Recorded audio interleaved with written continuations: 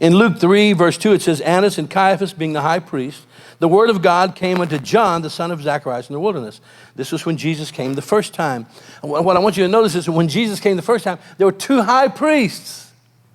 Now, I've talked to Jewish rabbis, and you can talk to a Jewish rabbi, and I guarantee you, if you say, has there ever been a time in history where there was two high priests, they'll say, no, no way. Impossible. It would be like saying, can there ever be two popes in the Vatican? They would say, no, no way, because the pope's a pope for life. High priest is a high priest for life. Yet today, for the first time in the history of the church, there are two popes in the Vatican. Never happened before.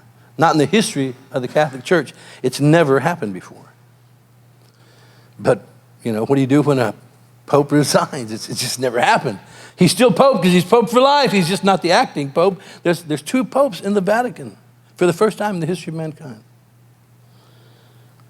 There were two high priests when Jesus came the first time. There are two high priests on the earth today.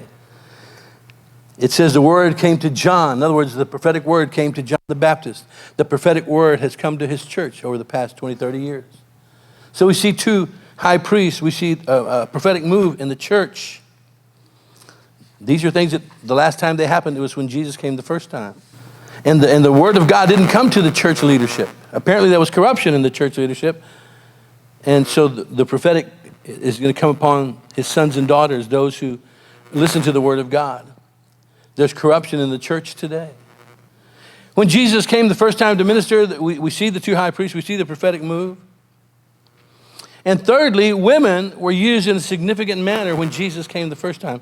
And this kind of struck me as interesting because about 3 years ago, the Lord spoke to me and said, I'm going to begin using women in a greater way. He said, you're going to see women elevated in the church. And not just in the church, but in the world. And I shared that word with the church. And shortly after that, we saw more women in the Supreme Court than ever before in the history of mankind. We saw more women in Congress than ever before in the history of our nation. We saw more women in the Senate than ever before in the history of our nation. And one of the things that the Lord showed me recently is that we're about to have a woman as the president of the United States. Now, I know that's going to happen. I don't know exactly when, but I know it's going to happen, and it's one of the signs of the Lord's return. If you look at when he came the first time, you see women in very important positions. Mary, the mother of Jesus.